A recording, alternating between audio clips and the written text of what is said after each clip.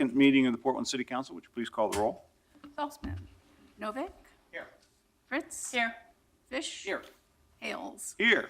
Well, good morning, everyone. And before we get to the formal council calendar, we have a moment for some community recognition.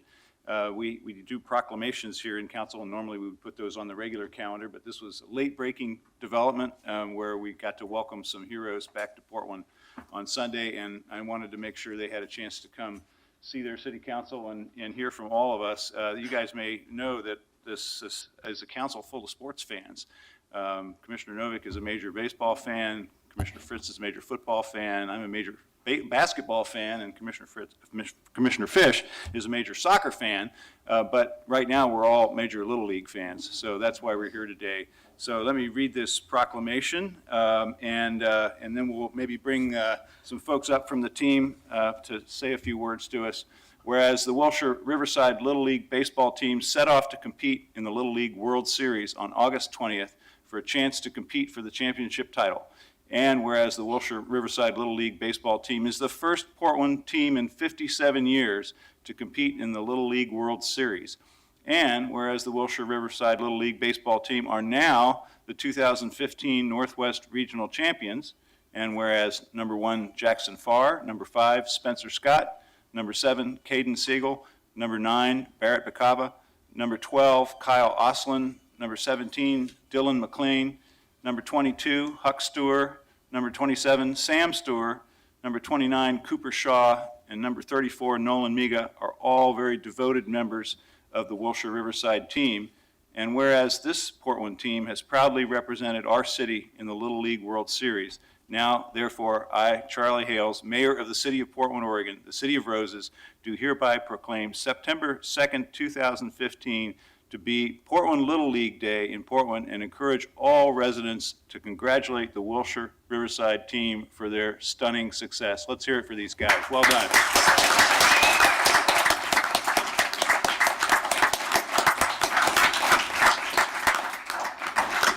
We're all proud of you. Anybody want to come up and say anything? How intimidating is that?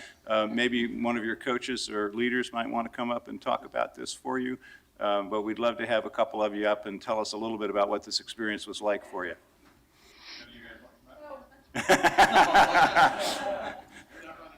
Yeah, right. Not yet.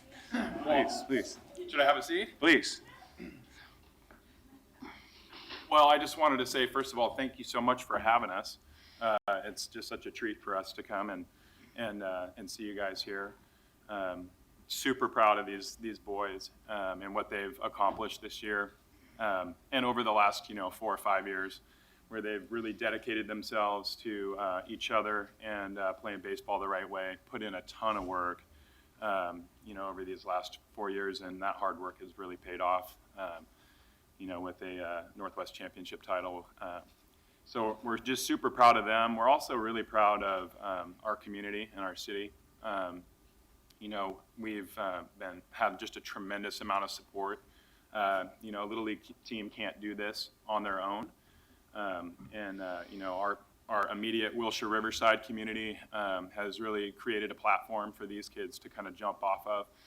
We have a ton of really dedicated volunteers, not only on our board, but also volunteers that do umpiring, that do concessions, that coach, that do field prep and maintenance. All of those people make it possible for us to be able to have this experience with these kids. And then, outside of the Wilshire Riverside Little League community and the greater Portland metro area, we just have a ton of success or support, both financially, but also just sort of, emotionally with the well wishes. I mean, we definitely felt the love on our travels from Portland coming out, and it just made all the difference in the world to us. So super proud of the kids and also really proud of our community. That's great. Thank you so much. Well, let's take a picture with parents and coaches and the team. We love it. And Can we put our hats on for it? Yeah, of course. All right, you guys come on up. Hey, come on up, guys. Parents, 12 and 13 on this one. So everybody's league age 12. Oh, okay. And you're in the neighborhood? Yeah.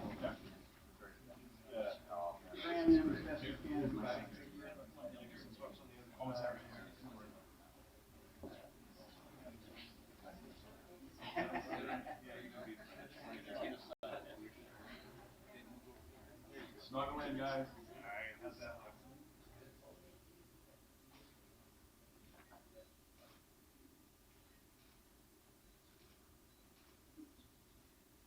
Great. Thank you all very much.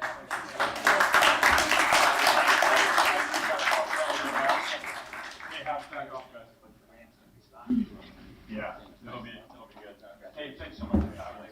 Thank you. Thanks a lot. Anything you can do to support the next season? All right, now the boring part is gonna start. All right. First part, opening day.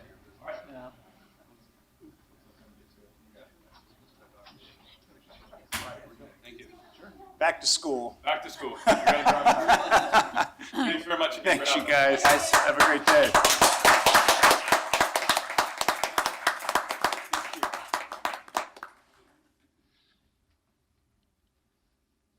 Thanks, everybody. It was a lot of fun. Okay, we are going to move into our regular calendar. We have communications items up front in which citizens get to sign up for 3 minutes on the council calendar to speak about the subject of their choosing. We'll take those first. Then we have our consent calendar and items on both the time certain and the regular calendar. I don't see any requests to pull anything from the consent calendar, which is quite short today. None? Okay. Again, welcome, everyone. If you're here to speak on a council calendar item, we typically allow 3 minutes, and given a relatively light agenda today, that shouldn't be difficult. If you're here to speak on a council calendar item, you need only give your name, unless you're a registered lobbyist, in which you need to let us know that at the front end. But you don't need to give us your address. If you're here to simply speak on an item, let our clerk know that you do want to do that. We always maintain the rules of decorum here, so if you agree with your fellow citizen and want to indicate that, feel free to give them a thumbs up or a wave of the hand, and if you disagree, a polite hand gesture to the contrary is okay, but we don't make vocal demonstrations here because we want everyone to have their say. So with those ground rules in place, let's please take item 903. 903, request of Rodney Wall to address council regarding homeless issues. Mr. Wall here? Yes, good morning, come on up.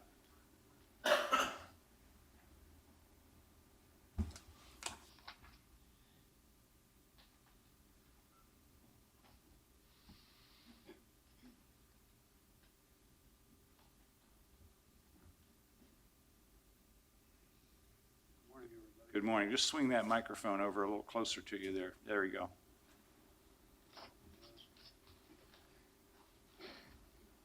I'm with R2D2. I can't read my handwriting. We will be moving soon.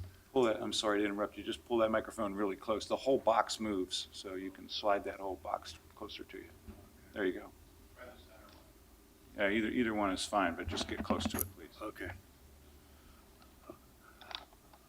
Although we'll be moving soon, there will be still homeless people looking for a safe place, warm place to lay down and rest, or a hot meal.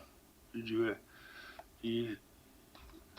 we do our job, or maybe a day, a pair of white, pair of pants after it rains. We move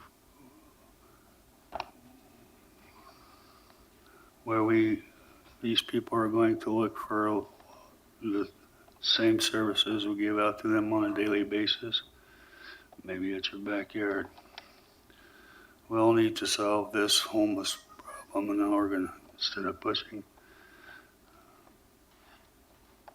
all of us into the next state. So I never again. Thank you.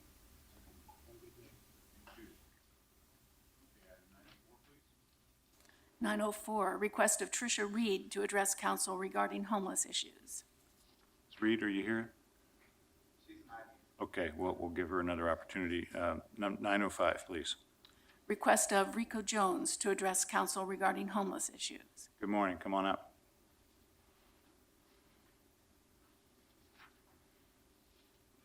Morning. Good morning. How you doing? Good. I'm on my way out to Vermont here soon, but I was here about a year and a half ago, if you remember very well. that I told you, if you can't handle the heat, get out of the kitchen. I think the only person that's really stepped up here is Miss Fritz. I think you guys need to find another career somewhere else because you're really not doing it. I'm sorry. Look, I'm a native Oregonian, and we expect better than this. The last 2 years, the homeless percentage has went up 30%. I think in 2 years, it's going to be 60 if we don't do something now. I'm seriously, really, I would think about putting more Right to Dreams to the city. About a year and a half ago, I took a trip up to Seattle. I saw Nicholsville and Tin City 4, and they are doing very well. I think we need more of that, because if we don't, we're not going to have enough housing for anybody. One, there's enough work for anybody. As we all know, things are rough for everybody. But I think, Mr. Ailes, you need to step up a little harder. You know, because you have control to do better than this. And you're a smart man, and I know you can do it. This needs to be really addressed quickly. Before we know it, it's going to be 4 years down the line, and it's going to be 75% homelessness. What are we going to do then? Really think about this. I'm going to Vermont, probably where our next president is going to be from. And I'm telling you that I'm out the door and I'm a native Oregonian, but I am not proud of what's going on here. I'm ashamed. I've seen the city grow, and then now it's dying. Old Chinatown is dead. It's dying. Rent is so high, the Chinese people can't even afford the rent. So what are we going to do to make it better? We need to find a way. We need to put more work in and more training and for welding or some type of work career, truck driving. You know what I mean? I'm sorry, but it's going to get worse before it gets better. You got to step up. Amanda's been amazing for our DD2. She's been working really hard for us. And I know I'm leaving, but I want to say thank you. But you guys got to step up, man. If you don't, we're going to drown. And then what are we going to do then? That's all I got to say. Thank you. Thank you. Thanks very much. Okay, item 906. Request of Theodore Gilder to address council regarding homeless issues. Good morning. Come on up. Good morning, Council. As you know, my name is Theodore Gilder. And my perspective and perception of the homelessness situation goes like this. I don't want to just talk about the fact that we have a growing homeless population, not just here, but nationwide. I'm going to talk about what I see is the problem with the homeless and where this homeless population is growing coming from. And I wrote down this real quickly, and I'm a little nervous, but I'm going to get it out as smoothly as possible in under 2 minutes. I understand that gentrification is a direct action of depopulation. Why do I say this? If those of us at the least amount of money, lower class and middle class included, lose their houses and rent and places where they rent, they become openly susceptible to the poisons in the air, in the water, and food that corporations have paid upper level politicians big money to allow. So the depopulation process can begin. They figure those with real money are smart enough to live underground until the death of billions take place, creating a job and housing market for those that do survive. We are pawns willingly and unwillingly. The deception comes in the form of an alien agenda that doesn't happen. As I see it, it begins with a greater hierarchy, taking what they're going to take, collecting people, plants, and animals, seeds, to create the next world, which may or may not be here. These truths are made evidence in the fact that a former slumlord of New Jersey, where I come from, New Jersey, is now running for president. In the time of him being where he was, he taken the people that he displaced to build his casinos. And now this man is now running for president of the United States. I'm noticing that all the different states that I've been to, that there has been a lack of strong education. Instead of educating the children, you're dumbing them down. Now, if these kids, children of tomorrow are going to be future homeowners, they are not able to do the jobs, then they're not going to have the jobs. And if they do not have the jobs, then they won't have any place to sleep or a home which they can call their own. Therefore, adding to the homeless population, which doesn't help the fact that R2D2 and places like them are trying to take the homeless people off the street and try to reinduce them into having housing and being what we call citizens, honorable citizens, where they aren't being harassed by people, places, and things. With that being said, that's what I came here to speak on. Great, thank you very much. Thank you. Okay, item 907. 907, request of Frederick Allen Maxwell to address council regarding the Salvation Navy, his 501c3. Good morning. Good morning, Mayor Hales. My name's Frederick Allen Maxwell. Have a seat. Most people call me Fred. Fred, welcome. Just pull that microphone down so it's relatively close to you there. There you go. Thank you. I was last here to talk about asking the USS Zumwalt to come and head up the Rose Festival and talk about Zero Homeless Vets Act, but since Mayor Hales mentioned me by name, and my cat not by name, in January's State of the City address, I thought you'd be interested in how that, as a successfully housed former homeless vet, I thought you'd be interested in how that success keeps going. But first, Mayor Hales, Her Majesty Albus I has sent a message through me that she forgives you for not mentioning her by her proper name and title. Thank you. Duly chastised. But if you do it again, you're not going to be reelected. Since I last talked to my father, since I last talked to the council, my estranged father died. We had only seen each other 3 times in the last 30 years, none of which went well. My eulogy's titled, My Fat Fascist Philistine Father. So I was stunned to find out that my fat fascist Philistine father had left me a generous inheritance. Given our acrimony, I was having trouble accepting Dad's money. Integrity and common sense demanded finding a common ground, some way to take our truly sad song and make it better. Well, Dad was a decorated non-combat World War II Navy vet. I'm a decorated non-combat Vietnam Navy vet. And the Navy likes to think it takes care of its own, and it generally does. So in that spirit, I've set up and funded the Salvation Navy, a non-religious nonprofit dedicated to helping house primarily homeless U.S. Navy vets and their family and keep them housed.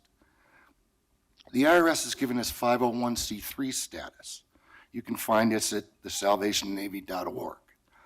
And the Salvation Navy is simply paying forward Portland's strong social safety net, which helped and held me above water when forces were pulling me below. Transition projects, Doreen's Place, Northwest Pilot Project, Sally Kirkland, and the brilliant HUD-VASH voucher program deserve all the help they can get. In the past 8 months, the Salvation Navy has paid for some classes, bought 3 new laptops, 4 air conditioners for asthmatics, and simply handed out thousands of no-strings-attached bucks to some desperately poor folks, sowing seeds of stability amid incivility. You are known for what you give. You are known for what you give. And honestly, I'm having so much fun giving away what I consider someone else's money. I was wondering if any of you were thinking of not running for re-election. All this is a way to explain that after 3 years of stability, I'm looking for a house or a condo to buy. Again, thanks for your help. And one more thing, this really does have a close to Hollywood ending. I live in Kearns. Thank you. Fred, thank you very much. Good to hear from you, and I'm glad to see that you're still helping vets. We got some vets still outside that we're all working together to try to get inside, so appreciate you turning towards that cause again. Sally Kirkland will do it. Thank you. Thank you very much. Okay, let's move on, please, to our consent calendar. Again, I don't think there are any items to withdraw, so we'll take a roll call vote on the consent calendar. Novick. Aye. Fritz. Aye. Fish. Aye. Hales. Aye. Okay, item 908. 908, authorize an intergovernmental agreement with Metro and accept a grant in the amount of $650,000 for Boone's Ferry Fish, Wildlife, and Trail Passage Partnership Project. Commissioner Fish. Thank you, Mayor. I'd like to invite Jane Beccari forward, Don Bach from Southwest Trails PDX, John Mullen, Parks Manager for the Tryon Creek State Natural Area, Metro Councilor Carlotta Collette. And it's a great tradition in this body to mangle her name every time we introduce her. And as my colleagues know, we're also joined today by Lake Oswego City Councilor Jeff Goodman, who actually was born and raised in Southwest Portland. He's not on the program, but Jeff, would you stand so we can acknowledge you? Good morning, welcome. Thank you for being here. My friend Sam Chase once drew out on a napkin the sort of hierarchy of local government. He put Metro at the top, followed by the county and the city. I suspect if he were here, he'd pencil in Lake Oswego, then the city, so the city of Portland, so welcome. A few opening remarks. Mayor, we put this on the agenda because normally something like this would be on our consent agenda and it would go unremarked. And because this is such a spectacular success and a successful set of partnerships, we wanted to put it on time certain and highlight the accomplishment and thank our partners for what they've done. The grant we're considering this morning will help fund a project that makes it possible for the city to meet regulatory requirements, increase public safety, and provide a link to an important community trail. The Boone's Ferry Fish, Wildlife, and Trail Passage Project has multiple benefits because of important partnerships with the community and other agencies. Today we get a chance to thank our partners for all their great work and to learn a little bit more about the project. I'm going to turn it over to Jane, who is the Watershed Services Manager for Environmental Services. Welcome. Thank you. Oh, my goodness. Good morning. My name is Jane Beccari. I'm the Watershed Services Group Manager for the Bureau of Environmental Services. Mayor Hales and members of the City Commission, before you today is an ordinance to accept a grant in the amount of $650,000 from Metro for the Boone's Ferry Fish, Wildlife, and Trail Passage Partnership Project. We're excited to present this project with several of our project partners today and highlight the benefits of working in partnership with community groups and other governmental agencies to build a project that best meets multiple goals. Presenting with me today are Metro Councilor, I'm not going to mess it up, Carlotta Collette, Don Bach from Southwest Trails PDX, and John Mullen, who is the manager of the Tryon Creek State Natural Area. Together, the four of us hope to tell the story of how citizen participation and government responsiveness can build a stronger, lasting project. And as Commissioner Fish mentioned, John Goodman, City Councilor from the City of Lake Oswego, is also here today to support our partnership. So this project is a culmination of years of planning and community involvement in stormwater management, stream restoration, and pedestrian and wildlife advocacy. BES has been planning to replace the culvert for Tryon Creek at Boone's Ferry Road for over a decade. To that end, we secured funding and did pre-design for two alternatives. One was a larger open bottom culvert and the other was a bridge. BES's recommendation was to pursue the culvert option because that met our objectives for fish passage and conveyance. However, the community and agency partners asked BES to look for other options that would enable us to build the bridge because it provided additional community values, pedestrian and wildlife passage. So this ordinance and presentation will highlight the power of including multiple voices in project planning and government responsiveness, which is resulting in a regional project that benefits many. Okay. Few facts about Tryon Creek. The Tryon Creek watershed is home to ESA-listed salmonid species, including steelhead trout, Chinook salmon, and coho salmon. It also provides habitat for other native fish such as Pacific lamprey and Western brook lamprey, and also for wildlife including black-tailed deer and North American beaver. Just a little overview. The Tryon Creek is one of the 5 watershed management areas in the city of Portland. The yellow line on this map shows the boundaries for the watershed. Its headwaters are near Mount Loma Village, and it flows into the Willamette River at Lake Oswego. Development in the headwaters and natural resource protection for the Tryon Creek State Natural Area are very important planning considerations when we consider projects in this area. BES's watershed health strategy includes stormwater controls in the upper watershed, and the blue dots on this map show where we've done some projects to address stormwater in the watershed near Mount Loma Village and also I-5, and in-stream restoration in the lower watershed, and the red dots on the map show where we've done some riparian projects through the state park. And the Boones Ferry Culvert is in the white call-out box, sort of right in the middle of the watershed. This slide shows a couple of examples of water quality and stormwater flow control projects that BS has done in the more developed Upper Tryon Creek watershed. These projects have also been done with partners. And so on the left, you've got the Markham Rain Garden, and our project partners for this included the Markham Neighbors and Solve. And on the right is the Barber Boulevard TriMet Park and Ride project that we completed with ODOT and TriMet as partners. And these are a few projects in the lower part of the watershed.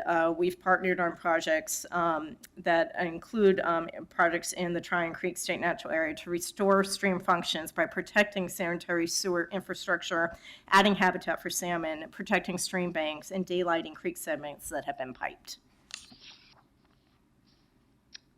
So a few details about this project. The 140-foot-long culvert for Tryon Creek at Boones Ferry Road was identified by BES and community partners as undersized and a major fish passage barrier in the 2005 Fano and Tryon Creek Watershed Plan. The culvert is a fish passage barrier due to the jump height for fish to enter the culvert. The culvert was further analyzed for the BES 2008 Capital Improvement Pre-Design Report, and the report noted that the culvert could feasibly be replaced by a larger open-bottom culvert with a natural stream bed or by a bridge. At that time in 2008, the community, and notably Southwest Trails, expressed interest in using the project to also bring a pedestrian trail under the Boones Ferry Road at the site to complete the missing portion of the Hillsdale to Lake Oswego Regional Trail identified by Metro. And at that point, an alternative safe solution for pedestrian crossings at the busy Boones Ferry Road area had eluded PBOT and also trail advocates. So some of the project objectives, this slide shows a couple of the problems that we've got in this area. At the upper end of the culvert, there's a trash rack, it's a concrete trash rack, and that impedes conveyance at high flows. And the trash rack itself is also a fish passage barrier because it includes a difficult jump out for fish. And wildlife are also deterred from crossing underneath Boones Ferry Road through the culvert. And in 2013, BES secured capital funding to work on designs for conveyance and capacity issues and to provide fish passage in this area. And the project included designing for a trail under the passage if feasible, and an advisory committee of interested parties and partners was established in late 2013. So we currently have an advisory committee for this project, and it's made up of working partners. So we have several agency partners, which include Oregon Parks and Recreation Department, and they are the property owner of the area upstream of the culvert, and they're the lead for the trail project that will bring pedestrians to the culvert in such a way as to safely cross beneath Boones Ferry Road. The U.S. Fish and Wildlife Service has been a project partner since 2008 to study fish passage in the Tryon Creek system, and they'll continue to do this work. Portland Parks and Recreation manages Marshall Park Natural Area upstream of the project site, and this park is where the Hillsdale to Lake Oswego Trail crosses. The Portland Bureau of Transportation manages Boones Ferry Road, and they work on community and pedestrian connectivity and will support structural engineering oversight for the project. And the Oregon Department of Fish and Wildlife are a technical resource for the group through representation on the committee. West Multnomah Soil and Water Conservation District supports work in the area by partnering with BES and Oregon Parks and Recreation Department on re-veg on private properties adjacent to the natural area. And Metro will be buying the project buy-up, as we call it, from a culvert to a bridge through the Nature in the Neighborhoods capital grant that is in the ordinance today that you'll be approving. Community groups involved in our advisory group include the Tryon Creek Watershed Council, and they work watershed-wide with residents on restoration activities and monitoring. And Commissioner Fritz was a founding member of this group. Southwest Trails PDX, who you'll be hearing from, provides long-term planning and vision for trails as well as boots on the ground to get those trails developed. The Friends of Tryon Creek Park provide ongoing stewardship for trail maintenance and habitat enhancement, and the Arnold Creek Neighborhood Association provides input to the advisory group and will be involved in the project. And also there's additional property owners that live adjacent to this project that will provide input. So here's a little chart that shows you the two alternatives that we looked at in our pre-design. And so one was a 120-foot long open bottom culvert, and the other was a 45-foot wide bridge option. I'm not sure how well you can see those numbers, but the bridge option is the more expensive option. It's approximately $800,000 more than a culvert would be. And as I mentioned earlier, BES's recommendation was the open bottom culvert because this did meet our objectives for fish passage and conveyance. But the project advisory group, advisory committee, and the community advised for applying for the Metro grant so that we could get the additional benefits provided by the bridge. And if you look at this chart, the enhanced fish passage, pedestrian wildlife connectivity, and riparian zone and wetland values scored higher when we were looking at the two alternatives. This slide is just a couple of examples of bridges with undercrossings that provide more room and light for riparian plantings and space for pedestrians and wildlife to move. And the example on the left actually shows, I'm not sure how well you can see it, but this is actually a trail that goes along the side of that crossing. This is an overview of some of the it's a little bit confusing, but of some of the nearby properties and the connectivity considerations for the project. The area in the yellow circle is the approximate position of the culvert under the Boones Ferry Road. And starting in the upper left and going to the lower right, we've got Marshall Park, which is Portland Parks and Recreation property, and there's a current section of the regional trail, which is in orange, that goes through that. And then Metro purchased property, which is currently managed by Oregon State Parks, and there's a portion of the state park showing the new section of trail. So there's a proposed new trail that would provide additional connectivity, and this culvert is actually key to that. The undersized culvert that we currently have is in the right-of-way. There's private properties that are just below the culvert.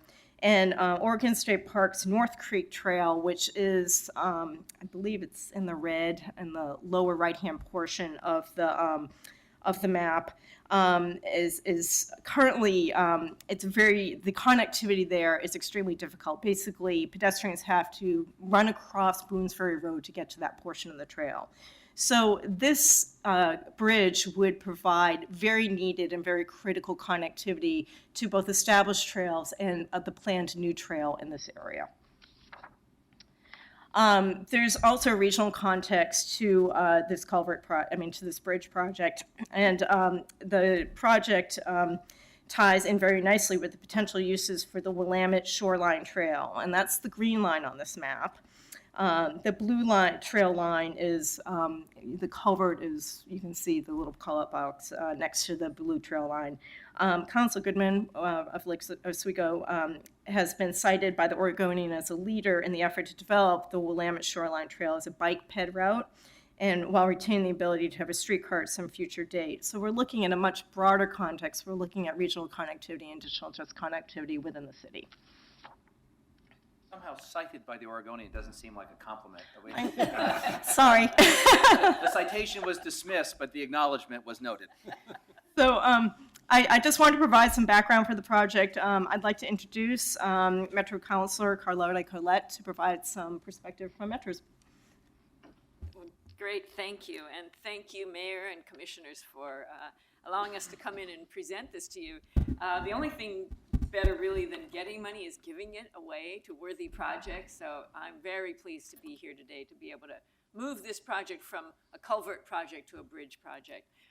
I've been on the Metro Council for about 8 years now, and I think it was only a matter of weeks after I'd come on the council that Don brought me up to the neighborhood and said, this is part of your district, which I actually did not know until he got me out there. And he brought me down that hillside and up to that culvert and showed me what needed to happen there. And I really have to recognize Don and his neighbors and people at BES and in the city of Portland and all around the region who picked it up and kept it in front of everybody to make sure that this is an important project that gets done. When we look at our capital grants, they're limited dollars. In fact, we probably have one more year left of them. Thanks to the voters in 2006 who granted us the dollars to buy land, they also granted us the dollars to award capital grants for permanent methods of helping people and animals get around in our region. So this project is part of that. It's a pretty big grant in that program. We don't do a lot of grants that are over $500,000. So this is a significant award. When we look at why we would give these awards out, we have a number of criteria. Probably number one is the science. Is this important for fish and wildlife? Is this an important habitat project? And this one has that all over. This is a great habitat project. But then we also look at, is this the most creative way to solve this problem? Have we really looked at the most efficient use of our dollars? And with people like Don and others in the state, I mean, we had an amazing partnership working on this.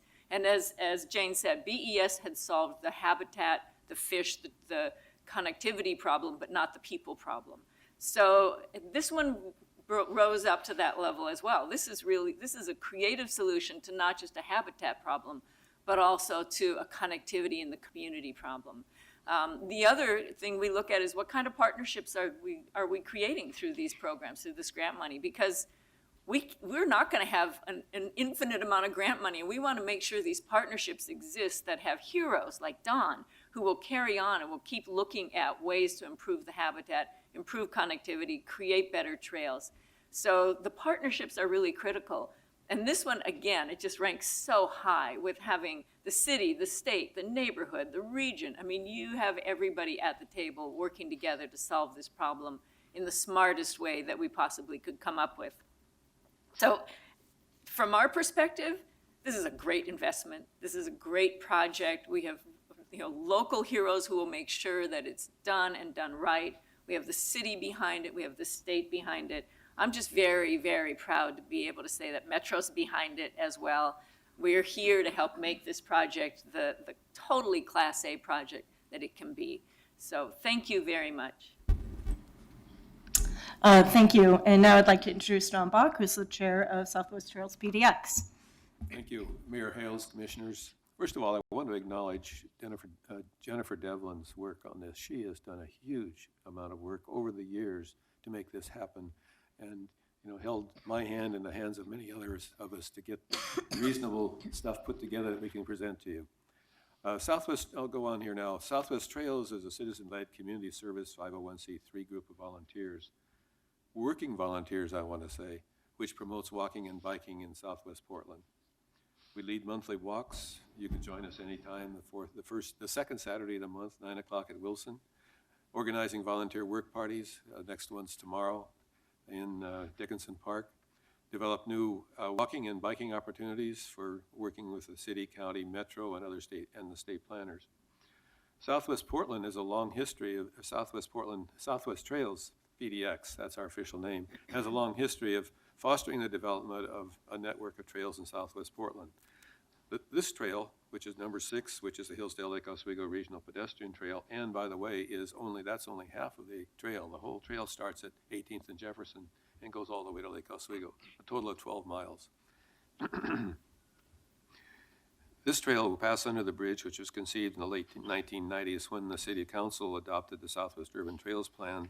And in 2002, Metro included the same alignment in the Regional Trails Plan as a Hillsdale to Lake Oswego Regional Trails Trail. That's the Hillsdale to Lake Oswego part, not the part that goes downtown. Southwest Trails has been the primary project champion to include the pedestrian undercrossing of Southwest Boones Ferry since December 2007. At that time, after a review of the city's culvert replacement pre-design, Southwest Trails contacted Metro about possible partnership and wrote a letter to the city to move the project forward on the BES capital improvement list. We also contacted the press for several favorable articles about the need. Southwest Trails has served on the Boones Ferry Culvert Replacement Advisory Committee convened in 2013, which recommended the bridge option. It seems like it's probably 2013. That was about as long as I felt like in getting it done. Since the adoption of the Southwest Urban Trails Plan, Southwest Trails has sought and received funding from the Bureau of Transportation for and constructed several miles of Southwest Urban Trails network, many connections that would otherwise not be built. In addition, Southwest Trail has designed, funded, partly with a BES grant, and built a major stream crossing, the Rasbach Crossing, which is on one of those slides of Stevens Creek. It's shown in the pictures. The original concept for this crossing was $900,000, $1999, that is. It'd be a lot more today. Bridge that we believe would not be built in our lifetimes. We developed an economical alternative that we could build ourselves.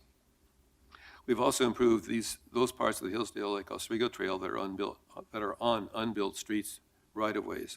Hundreds of volunteer man-hours have been invested in improving the important transportation infrastructure to provide safer, easily walked alternative pedestrian routes to get people off our streets that have no sidewalks. In this way, the 40 miles of the Southwest Urban Trail Network and this new bridge contributes to Southwest Portland's part of the Vision Zero effort. I want to repeat that because it's really important. Our Southwest Urban Trails Network contributes significantly to the Vision Zero effort by getting people off the streets that don't have sidewalks. So it gives them an alternative way of going into pleasant places to walk on low-volume streets and on these connections and trails we built. Our volunteer-built improvements are a start, but more expensive improvements are needed as use of the trails increases. Southwest Trails PDX board fully supported the effort to make the Boones Ferry crossing of Tryons Creek a bridge rather than a much longer culvert. It gets us out of the storm sewer in effect, and also supports the Boones Ferry Fish, Wildlife, and Trail Passage Partnership proposed to leverage BES funds for stream conveyance and fish passage with Metro funds for enhanced fish, wildlife, and pedestrian passage. With a bridge, we can design a much better trail entrance into and exit from this, so we can be at a much higher elevation and we can get onto the street much easier. This will result in having the trail closer to the street and make it easier for walkers of all abilities to make this connection. Southwest Trails has developed fruitful partnerships which resulted in many new connections to the Urban Trails Network. Evidence Lake Oswego passed an ordinance supporting this many years ago. We've worked with Washington County in terms of our connections to the west and worked with Metro to put all this together into a comprehensive system. We will continue to engage agency and community partners to help fund, develop, and maintain trails and encourage safe, non-motorized transportation, which is our unique contribution to watershed health. When the Boones Ferry Bridge over Tryon Creek and the associated trail Oregon Parks is constructing are completed, this will be the premier long-distance walking route in Southwest Portland. About 5 miles of trails through wooded parks or on little-used streets. It will also provide a much-needed safe pedestrian connection to activity centers for many residents in the southern part of Southwest Portland. If you live along Boones Ferry or Arnold or Stevenson, it's really difficult to walk north. You end up having to drive because it's not safe for you or your children. Once we have this route, we'll have an urban trail all the way to Hillsdale and downtown if people want to choose to do that. It'll get people to the places they want to walk. Thank you. Thank you. And finally, I'd like to introduce John Mullen, who's Park Manager for Tryon Creek State Natural Area. Thank you, Jane, and thank you, Mayor and Commissioners, for your time. Oregon State Parks has had a long history of working with the City of Portland, as you may know, and BES and other Tryon Creek advocacy groups. In part, we've been working with BES because there's a sanitary sewer line that runs the length of the park, as well as some branches to that line that run into the park. And Lake Oswego also has a sanitary sewer line that feeds into your sanitary sewer line, trunk line, runs down to the municipal treatment plant down at the mouth of Tryon Creek and the river. The wonderful thing about working, my experience in 5 years here working with BES, is that when they come in to move the creek over because of threatening the trunk line, they look around and say, what else can we do here? And that, from my perspective as a natural resource manager as well as a recreational manager, is a big plus. So I thank you for that, and I thank BES for that service. We look at this Boones Ferry project as an area of regional significance due to its contribution to landscape level connectedness and stream ecosystem unification. In addition, it will be a vital link in that active transportation recreational trail users, as mentioned. But first off, a little bit about Tryon Creek. I take it you've all, I know that many of you have been to Tryon Creek. If you ever are up for it and you want to take a tour with the manager, by all means, get a hold of me. We do have a couple of things you may not have seen, and that are some national historic cabins that we received not too long ago that are from 1910, 1912 era. They're log houses, and the Parks family, actually, he was a teacher in Multnomah Village, so some interesting story between Arnold Parks. You might be interested, and if you'd like, get hold of me. We can go out there. They aren't on public established routes yet, so you would be able to come with me. As you know, Tryon Creek has a whole system of trails, including 8 miles of hiking trails, about 4 miles of horse trails, 3 miles of paved bicycle trail, 8 bridges, and a nature center, shelter for events. And of course, every day the park is full of people recreating, both passive recreation as well as going to nature walks on Saturdays. School is just starting and our calendar is booked up with our friends group as far as public and private schools touring the park and doing tours that are connected to environmental standards, educational standards for the state of Oregon. We also just finished up our Nature Day Camp for the summer. So it's a busy place, a lot of people using it, about 500,000 people a year nowadays, at least just coming through the front entrance, not to mention all the trail entrances from the neighborhoods. State Parks partnership with this project is based on our ability to build financial and social support for park development and operations and a long history of community trust to protect natural resources and providing top-notch visitor experiences. To that end, State Parks will take the lead on completing this gap in the Hillsdale to Lake Oswego Regional Trail. And we've mentioned this trail a number of times. Interesting to me when I got here 5 years ago was the number of places this trail has been cited, not to mention our 2013 Tryon Creek Comprehensive Plan, but the year 2000 City of Portland Southwest Urban Trail Plan, 2014 Metro Regional Trails Plan, 2008 Connecting Green Blue Ribbon Committee for Trail Selection, Hillsdale to Lake Oswego Trail, City of Lake Oswego Trails and Pathways Master Plan, and the Portland Parks and Recreation Rail Trail Strategy. I'm like, wow, this is like a gem of a piece of trail, and it's understandable when you look at the region-wide maps. There's this little piece there of half of that's not connected, and not connected for a good reason, because you're taking your life in hands when you try to run across that Boones Ferry. The project, as has been mentioned, has had multiple partnerships and is well documented in our Tryon Creek Comprehensive Plan. And of course, the state parks provided advisory committee representation and input in BES's planning process, which identified and refined the project through the 2005 Fano and Tryon Creek Watershed Management Plan, the 2008 pre-design, and the 2013 Boones Ferry Culvert Replacement Design.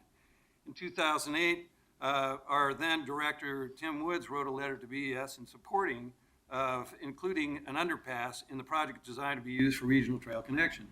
OPRD also formally recommended to BES in 2014 selection of the bridge alternative to provide significantly higher standards of riparian quality and diversity, enhanced fish passage, and greater wildlife connectivity and safer trail passage. Now, BES talks about how they recommended the culvert. My take on it is, yes, they did because of financial constraints, and that's perfectly understandable. But when we were on the advisory council and the consulting group gave us the analysis, and so many of the numbers were so much higher in all the qualifications of fish passage, pedestrian passage, habitat increasement. It was unanimous, if I remember right, on that advisory committee, that the bridge made sense. It's a legacy issue as well. The project, therefore, will recover lost ecological functions by providing the greatest openness ratio and shortest underpassage for maximum riparian vegetation and better fish and wildlife passage. Continuous, unobstructed stream systems are critical to maintaining healthy, viable ecosystems. Stream continuity is also essential to the survival of individuals and subpopulations of wildlife species and use stream and riparian habitat. This is especially vital within linear, undeveloped greenways in an otherwise urban setting. And one of the things, being the manager there, is I often get called by neighbors. So we've talked about fish, but we're often in the cleanup duty going up.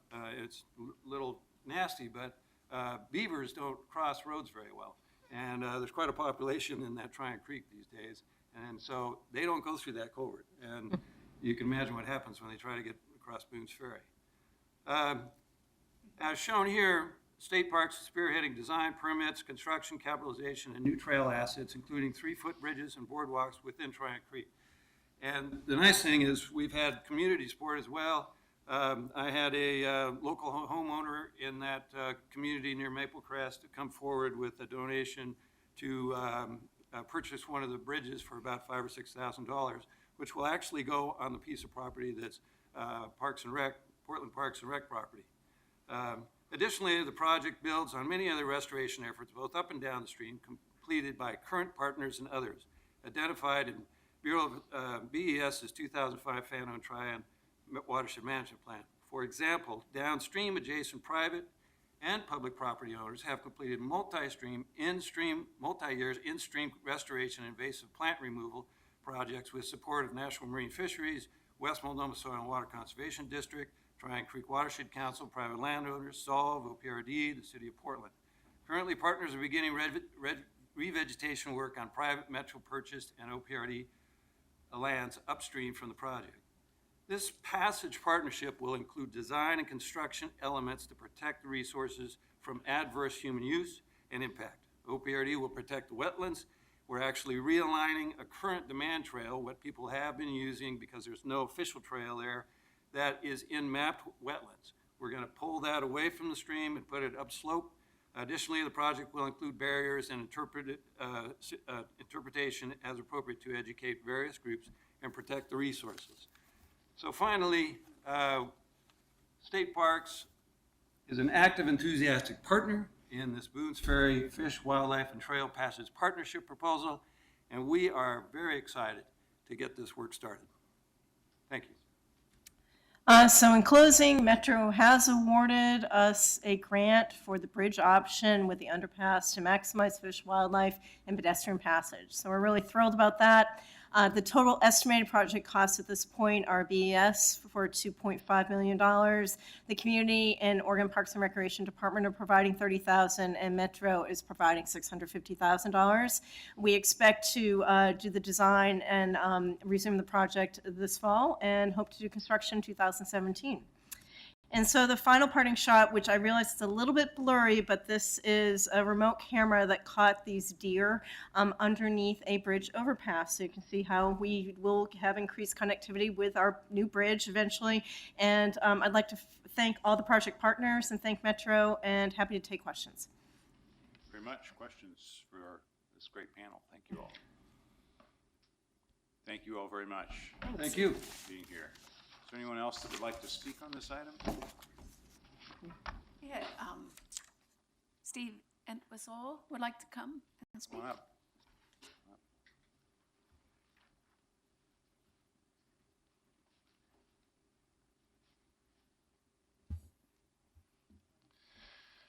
Good morning, Council and Mayor. My name is Stephen Entwistle. I'm founder of the Healing Man Sanctuary, and I'm also a whistleblower for the less fortunate in this city. I was born and raised here. I've lived here in October. It'll be 56 years. That being said, Mr. Don Back, I'm really impressed with his dedication to trails, saving old trails, trails that have been around since, well, millennium, I guess, since the land that we took from the natives. There's also a good book that explains a lot of this history. It's called The Building of a Community, and it was written in 1976. That'd be a good little read for those that want to know a little more about the history of this area. But yeah, Mr. Don Beck, he loaded up my emails quite a bit over the years. You and us both. Which is great. I loved it. And I was always looking forward to maybe gathering up a bunch of people, volunteers, to go out and actually help do something. There's this project tomorrow at the Dickinson Road. I'm thinking about going out there and helping do a little bit. But anytime that you save trails, you're saving habitat. And I think that's one thing that we really need to do here in this area, because we're losing a lot of habitat. I mean, and we also have a lot of able-bodied folks, okay, that are not being utilized. And it would be nice to see some kind of organization, some outreach even, for folks that would like to get involved doing this, and so they can have more of an appreciation of nature. And like I say, get off the streets, get on the dirt. It's a lot healthier. It's not good to be on concrete all day. Anyway, I just want to say that this is a good thing. I hope that he gets more volunteers out there, and let's save the environment. Let's save some more of our areas. So thank you. Thank you. Thanks very much. Any other questions before we take a vote on this? So we'll take it's an emergency ordinance. We'll take a vote today. Novick.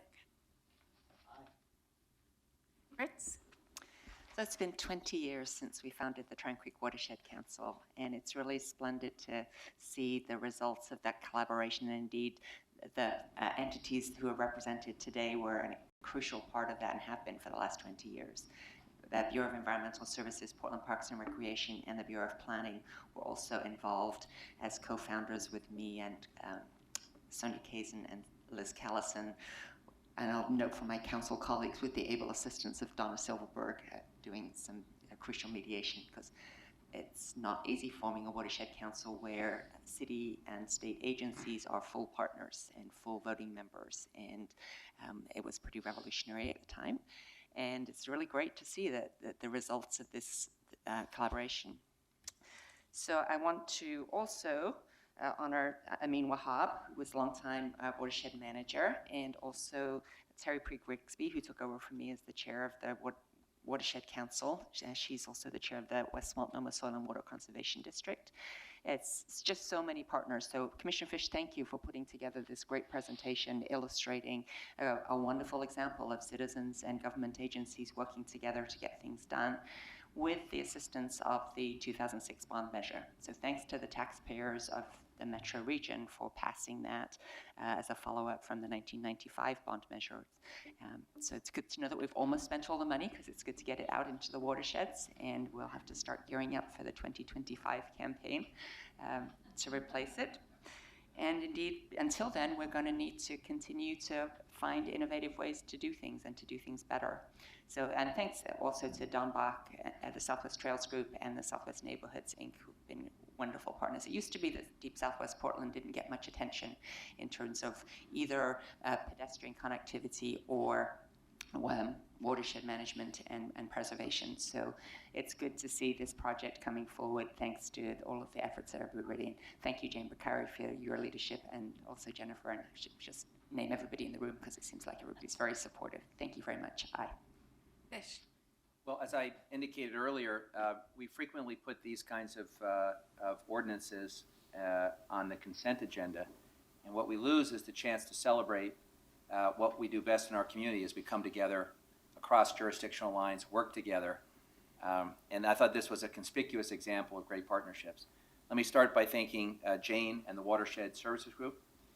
for their outstanding work. The mayor and I recently took a policymakers ride, and when we stopped at Crystal Springs, and a member of our team, Caitlin, gave a fantastic address, Mike Hauk rather dramatically announced and almost got us to sort of repeat after him that the BES, the scope of the Bureau of Environmental Services mission includes sewer, stormwater, and watershed services.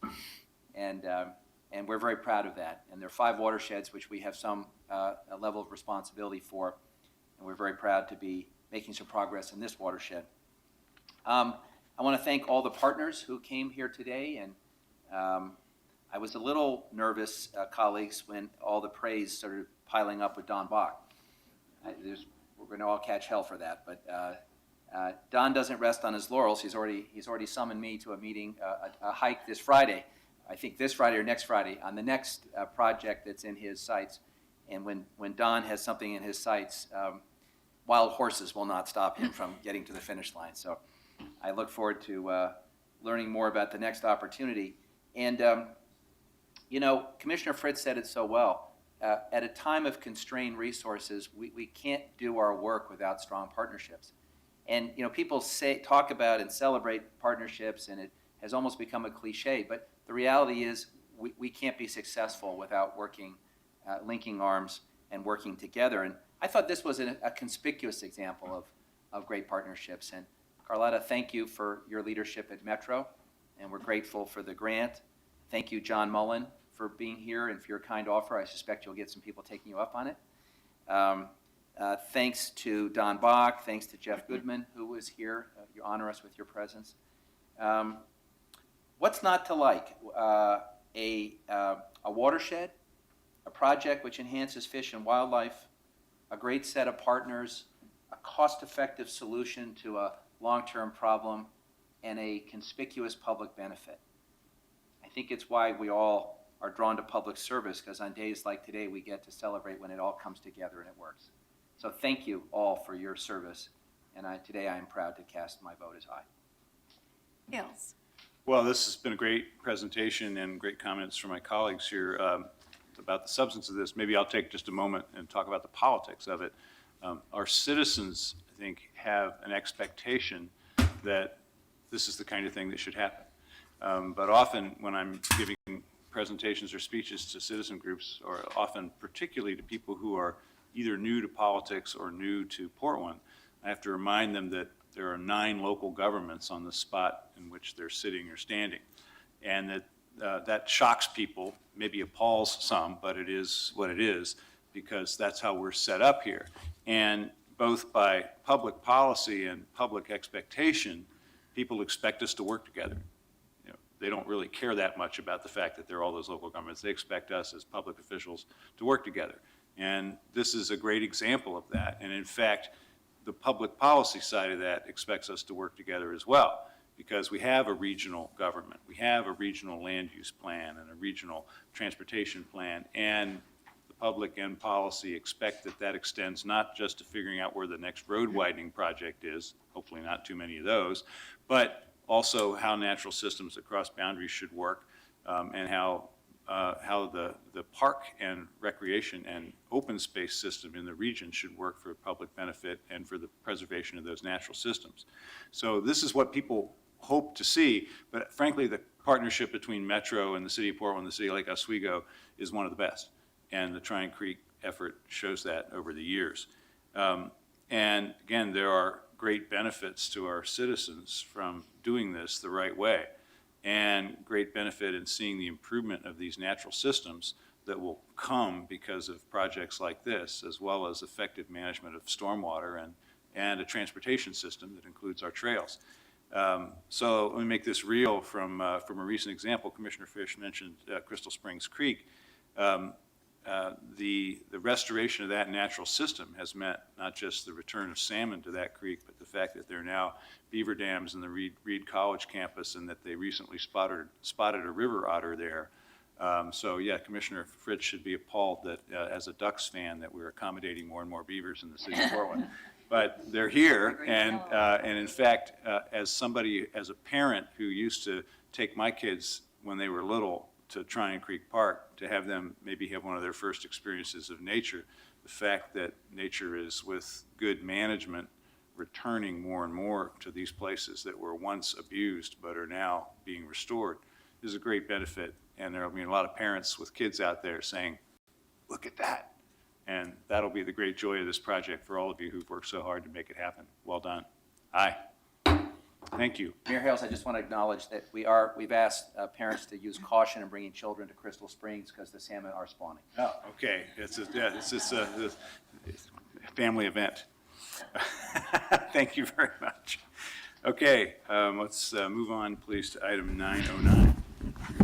909, appoint Osvaldo Gonzalez and Brenda L. Meltabecki, and reappoint Philip T. Hilaire and Verlia G. Briggs to the Board of Directors of the Regional Arts and Culture Council for terms to expire June 30, 2017.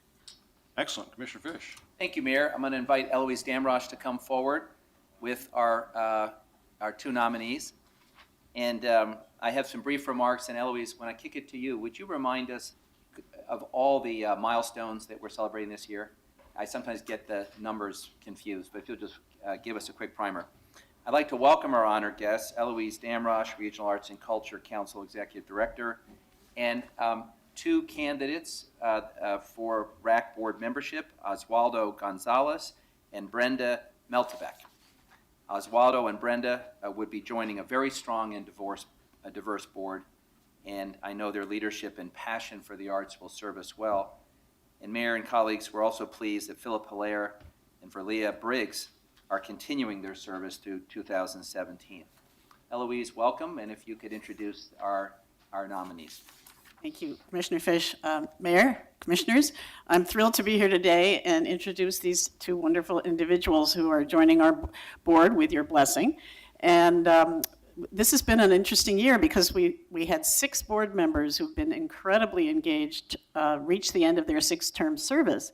And so we went to work with our Leadership Development Committee to find some truly exceptional people to replace these 6. So we're eager to get started with our new team, and I know I can speak for the board and staff in welcoming Brenda and Ozzy or Osvaldo.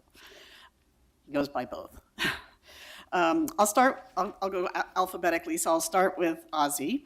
Ozzy is trained in architecture and environmental science. He's a star at CH2M Hill, and works across the whole construction and design field, putting his environmental expertise to work. I kind of think of him as the environmental conscience of the design teams that he works with. So he has a particular niche and passion for those elements of his work. What his professional resume might not say, but we will absolutely praise him to the skies for this. He's a wonderful actor. And he starred in the last Milagro Theater production this past spring, and we actually had Ozzy Night at RAC, and a whole bunch of us went to cheer him on, and he was fabulous. The play got fabulous reviews. So we're very happy to have Ozzy join us. And Brenda is a partner and chair of the firm of Ader Wynn, which is not only one of Portland's leading law firms, but also very important to us, is that they have a fabulous art collection that they've amassed over 30 years. It has over 125 pieces of artwork in it. So when you go talk to your lawyer, you get to have an arts experience as well. Brenda won one of the 25 Orchid Awards that are given by the Portland Business Journal last year for her civic and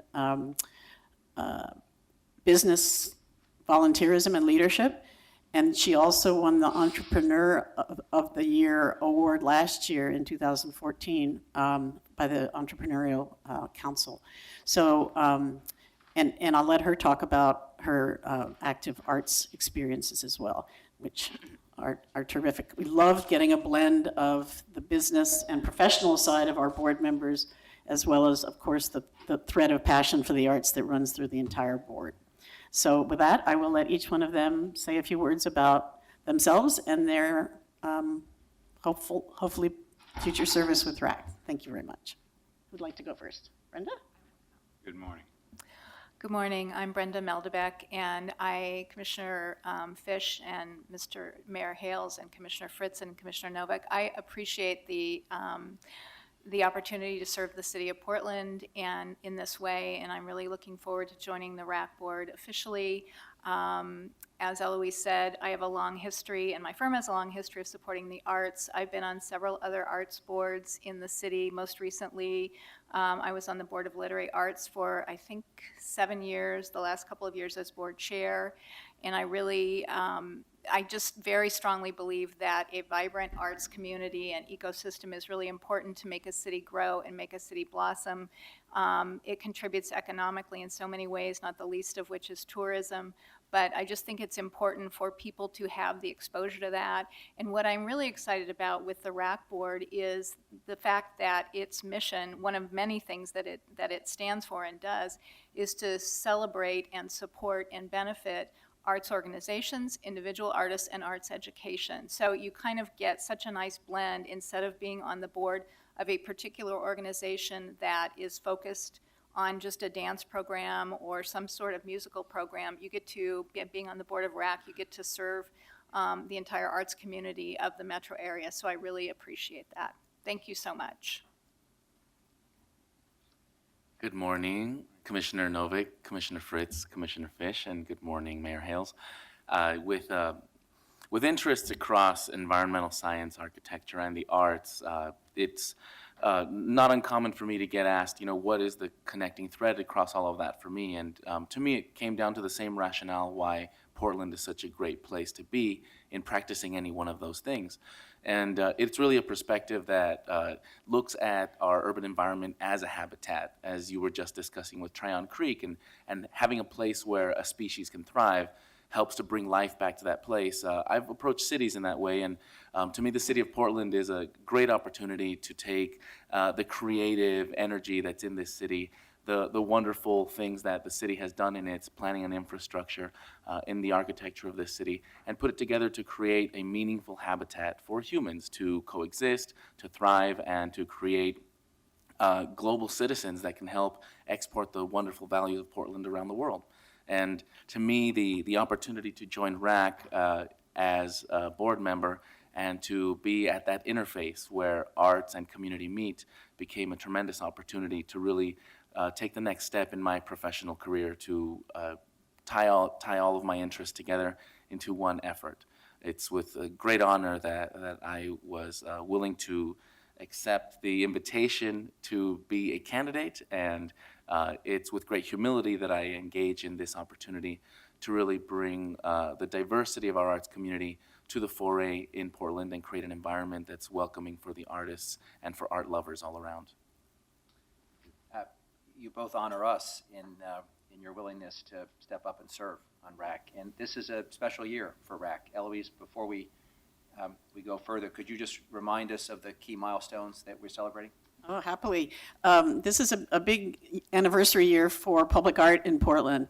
The Percent for Art program that the city of Portland and Multnomah County passed 35 years ago is alive and well and bringing new art all around.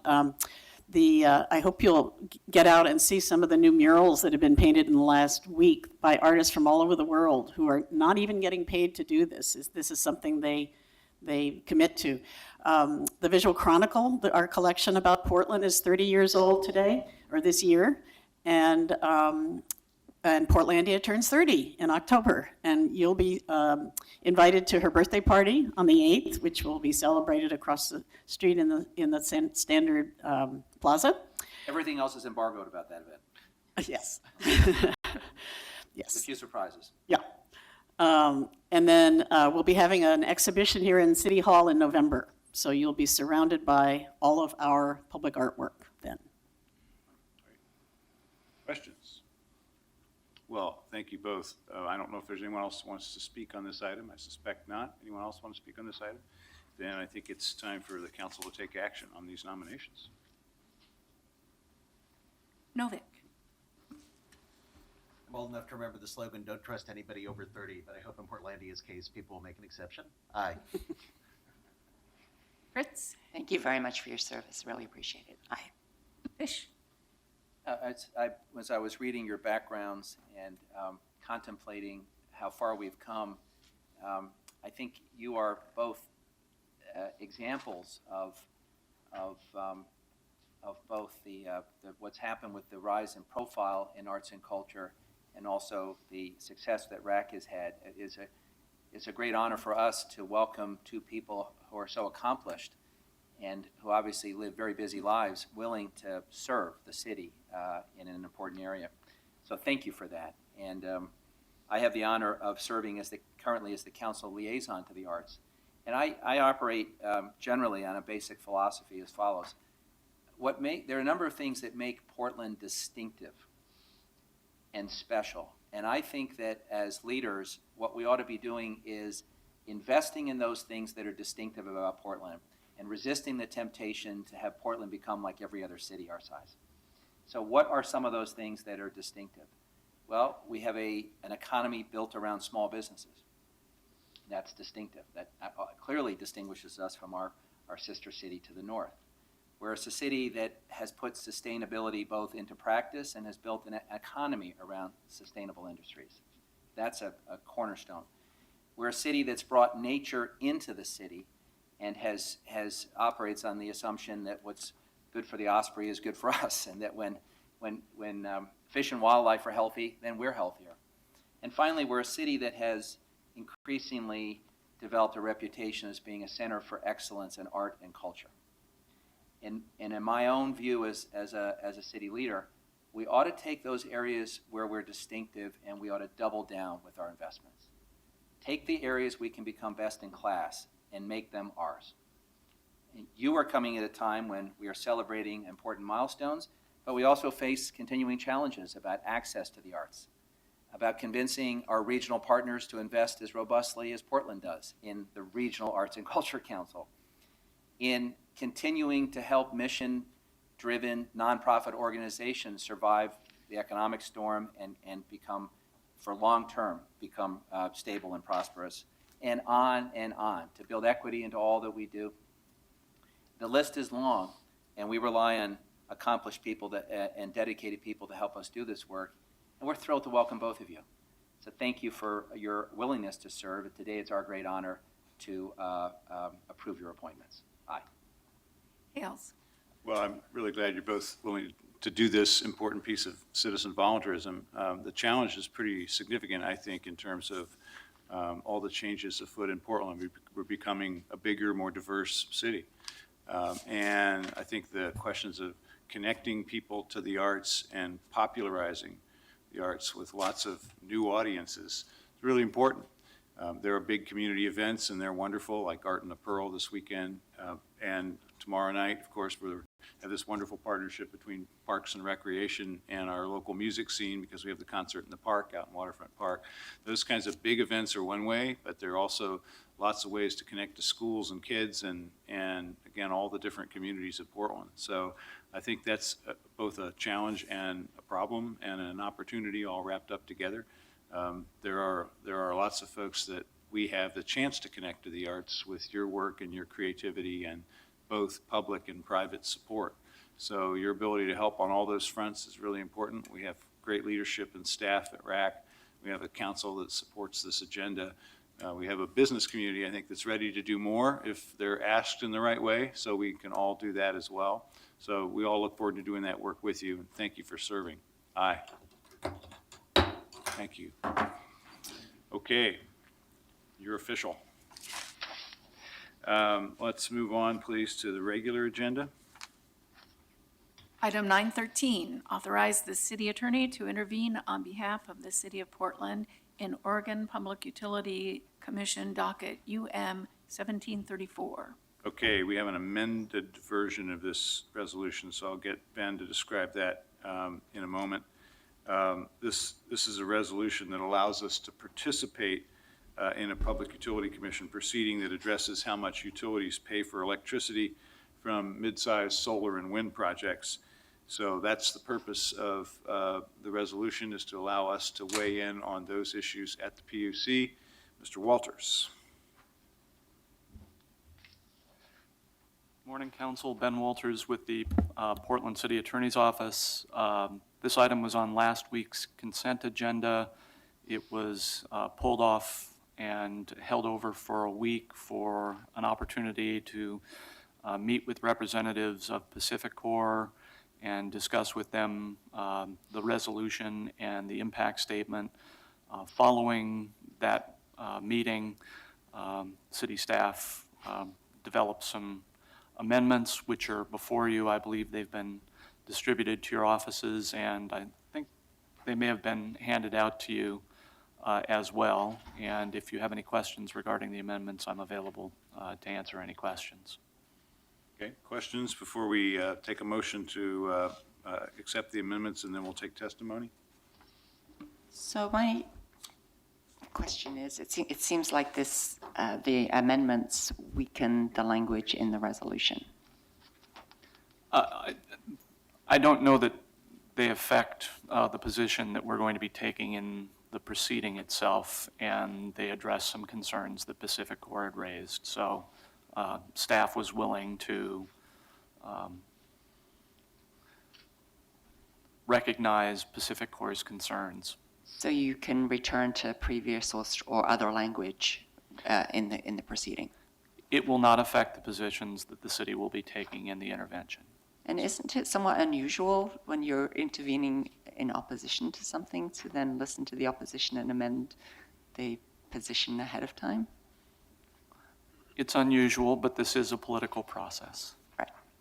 Thank you. But the resolution that we're going to be approving, if the council votes to, is simply to allow you to participate and protect the citizens' interests. Yes, by city code, the city attorney's office requires authorization from the council before initiating any participation in a legal proceeding. And this is to get the council's approval as the client to allow the city attorney's office to go forward. Thank you. Would you like to hear from I know there's representatives of PacifiCorp here. Would you like to hear from them before we take action on the amendments? I'm prepared to adopt the amendments. Can I just comment on something in the previous colloquy?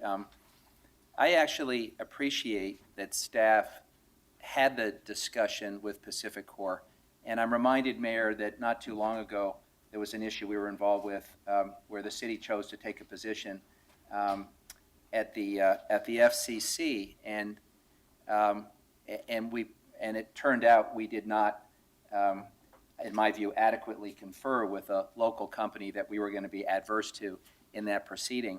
It's one thing for us to assert the prerogative to take a position before an administrative body and take a position that we think is well-founded. I think it's also good practice to confer with local businesses where we might be adverse. I think it's just common courtesy, and if through that exchange there are some modifications like the ones we have before us, I think we should always be receptive to that. It does not, as council has noted, change in any way the position we'll be taking before the administrative body.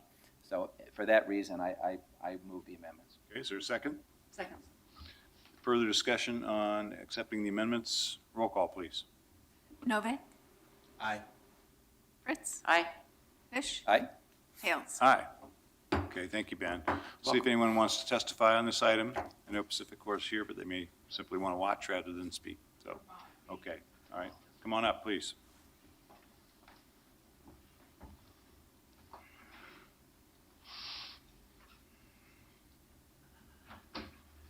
Good morning. My name is Lightning. I represent Lightning Watchdog X. I'm the one that pulled this item last week. One of the concerns I have is that I want to make sure that when we're talking the solar industry, I don't want to have too many restraints put on them. And I want to watch this very close on the process and, again, making sure the city attorneys are involved. As you know, we have the climate change plan that has been developed, and I want to make sure that we can meet some of those numbers. And that's one of the reasons why I pulled this, is I want to make sure that in the solar industry, they have the ability to expand at the rate that they want to. The city has the ability to have them participate in projects within the city. to meet our goals on the climate change plan. So again, that is why I pulled this item, and I will look forward to the outcome of this. Thank you. Thank you. Anyone else? Then let's take a roll call, please, on the resolution as amended. Novick. Aye. Fritz. Well, thank you, Commissioner Fish, for that helpful reframing and further explaining. Thanks to Council Ben Walters and also to Pacific Corps and your willingness to talk with us on this.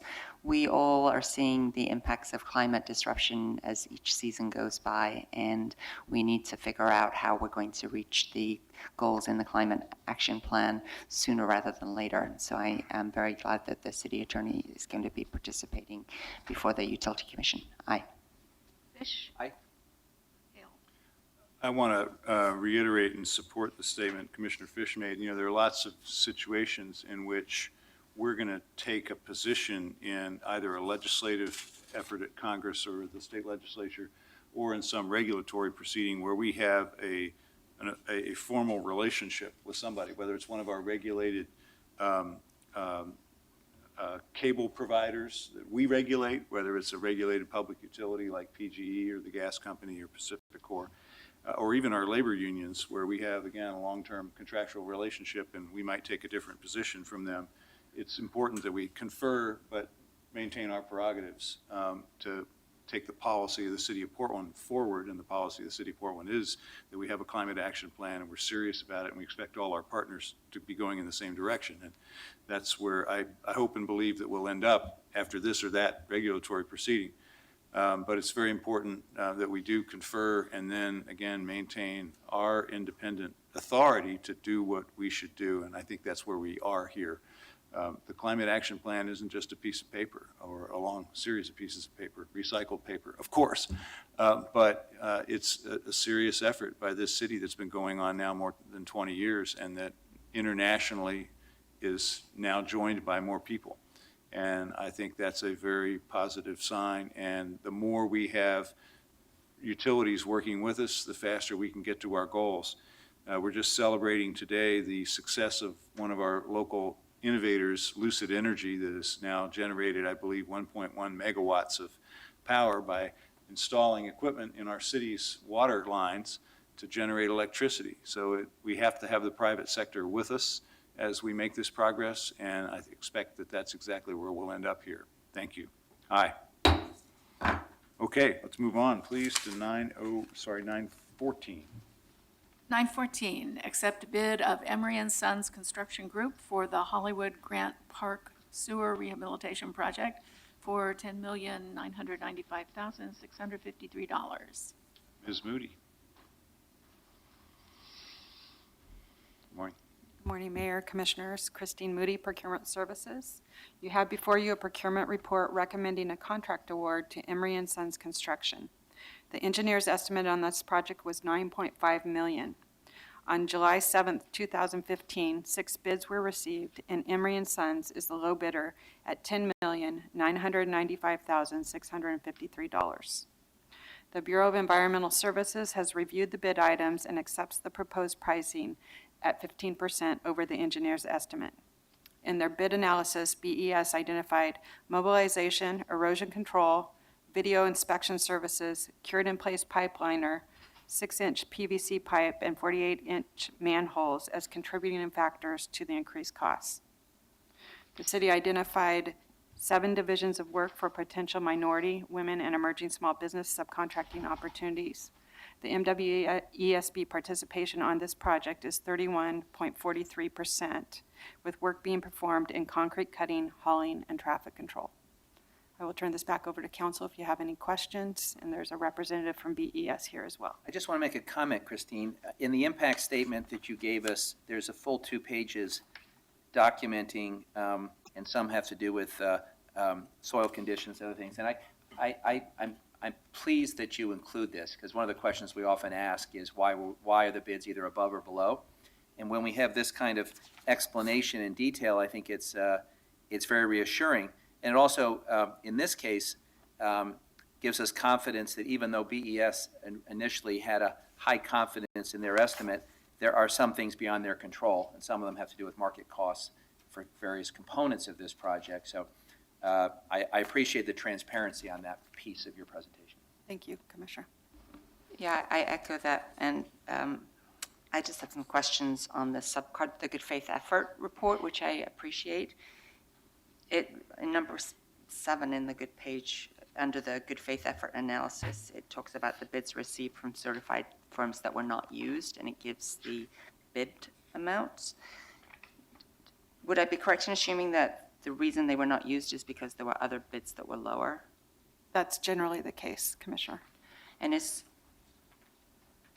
is a low bid situation, so generally the contractors, because they're competing, are taking the lowest sub bids. So even though we require them to do their good faith efforts, if a bid comes in lower and is not a certified firm, most oftentimes they're taking that. That's probably something that our commission might want to take a look at, because although the total number of subcontracted dollars is 31%, which is great, that it's mostly for women-owned businesses rather than minority-owned businesses, and it would be interesting to look at, or have the commission look at, how might there be a situation where the city would want to support the minority businesses by encouraging the prime contractors to take those bids, even if it results in the cost being a little higher. I have no suggestions for how to do that, but I think it's an important issue that if we're going to ongoing encourage these small businesses to grow and to take more work for us, that we may need to find some way of stimulating it to start off with. Thank you for your work on that. Thank you. Other questions for Christine? Thank you very much. Anyone else want to speak on this? Come on up.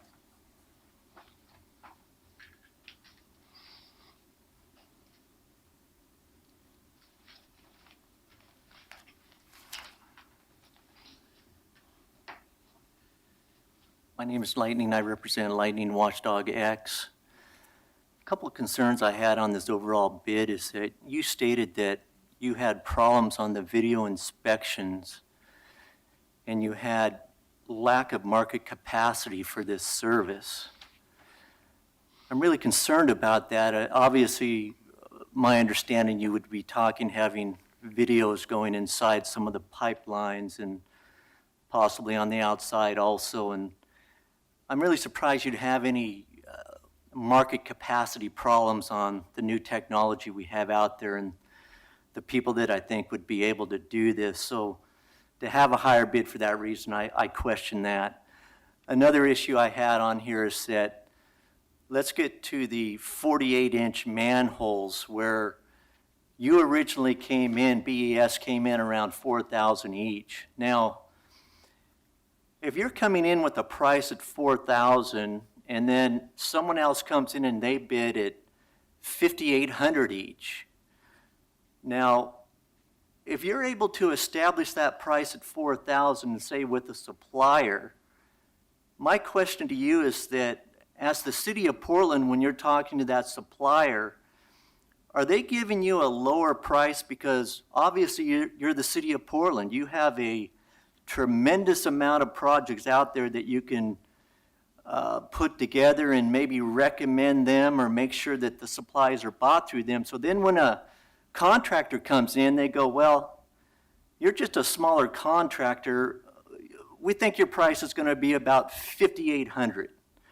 So I have concerns with this. And then it says, we did not anticipate that to happen. And then you have prices on certain pipes and various things that from when you went in there, the city of Portland talked to the suppliers, the prices were quite a bit lower. And then when the contractor comes in with a bid, it's quite a bit higher. We just didn't anticipate that. So I'm seeing something wrong here because I would like to make sure that when the city of Portland talks to a supplier and says, well, we're going to have some bids possibly coming in and we would probably like to use you because you quoted us a price of $4,000, then maybe these suppliers understand up front that when you quote a price of $4,000 to the city and it comes back with a price quite a bit higher, that might affect you getting any more business in the future because they are throwing out prices to try to come in at a certain range on a bid, and you, the suppliers, need to come in within a reasonable range on that also, probably to continue to do business with the city of Portland. Thank you. Thank you. Good point. Okay. Is there someone ready to make a motion to accept the report? So moved. Further discussion? Roll call on accepting the procurement report. Novick. Aye. Fritz. Fish. I appreciate, as always, Lightning's thoughtful comments, and we'll certainly consider them as we move forward. Mayor, when we were last before the council on this item, we mentioned that thanks to our good friends at Venture Portland, we had a open house at a coffee bar in the Grant Park Hollywood neighborhood to go over the last minute details. I have received my first newsletter alerting me and everyone else in the area to the project schedule and giving me the contact information of the person that on a daily basis that I can reach out to if there are any problems. And so this is about to become live, but I just want to particularly acknowledge the work that the Bureau has done to do community outreach.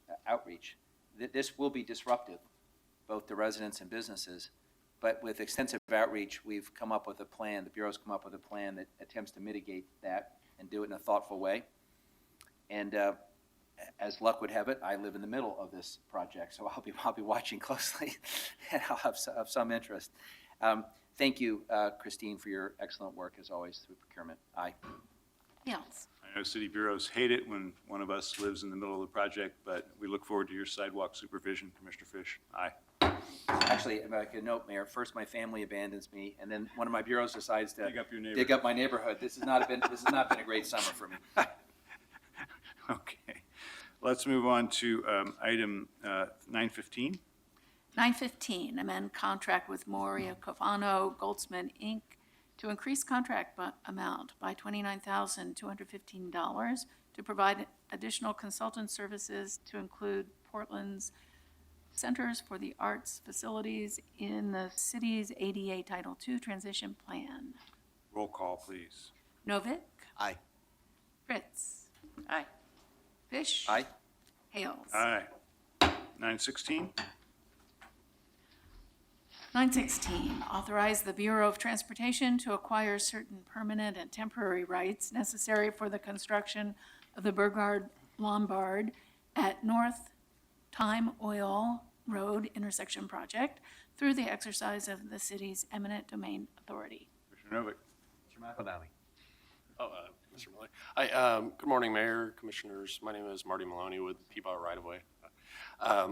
This agenda item is to authorize the Bureau of Transportation to acquire certain permanent and temporary rights necessary to construct the North Burgard at North Time Oil Road intersection project through the exercise of the city's eminent domain authority. The intersection project will improve site distance, mainline system performance, reduce travel delays, and improve ingress and egress to the Northwest Container Service property. I'd also like to add that we have spoken to the affected property owner, and they understand the need for the improvement due to the heavy freight use on Burgard. At this time, I'd be happy to answer any questions council might have. Questions? Sounds good. Thank you very much. Anyone want to speak on this item? If not, this passes to second reading next week. And item 917. 917, vacate a portion of North Terminal Road east of North Lombard Street, subject to certain conditions and reservations. Commissioner Novick, I believe there's an amendment here. Is that right? There is indeed. Okay, here, I've got it. Due to an oversight in preparing exhibits 1 and 2, we're asking to amend those exhibits to comply with current development standards, and condition B2 of the proposed ordinance. The revised exhibits reduce the street vacation area on the west side by about 4 feet to ensure there's enough space to build a 12-foot public sidewalk. Okay, so Commissioner Novick moves those amendments. Second. And now we'll vote to accept the amendments and conduct the hearing. Mr. Noda? Let's take a roll call first, though, on accepting the amendments. Steve did. moved, yeah, we're just accepting the amendments. I did. Steve. Aye. Aye. Hi, good morning. Good morning. Thank you. Carl Aruda with Peabody Right of Way also. So this ordinance is to vacate a portion of North Terminal Road east of North Lombard Street. This was initiated in 2014 by Marks Investment Properties. And Marks Investments owns the property just to the south of this part of North Terminal. It's a mostly gravel right-of-way in an industrial zoned area. And currently, it's mainly used just to access Marks Investments property. Vacating it would provide them better options for redevelopment. The usual comments were solicited from city bureaus, other agencies, including the port, utilities, neighborhood associations, and there were no substantive objections that we received. BES did ask for a sewer easement over a stormwater pipe that goes through North Terminal, and PBOT Street Signals asked for an easement for some traffic signal loop detectors that are in the ground in North Terminal, and so we'll be reserving an easement for those also. And that's mainly because after the vacation, if it goes forward, it's expected that North Terminal would be reconfigured probably into a driveway most likely, and Street Signals wanted to preserve the loop detectors for exiting and entering the driveway. And if there are any other questions, I'd be happy to take them. Thanks for that explanation. Questions? Okay, thank you very much. And thanks for doing the amendment so efficiently. Okay, anyone want to speak on this item? If not, it'll be calendared for second reading next week, and we're adjourned.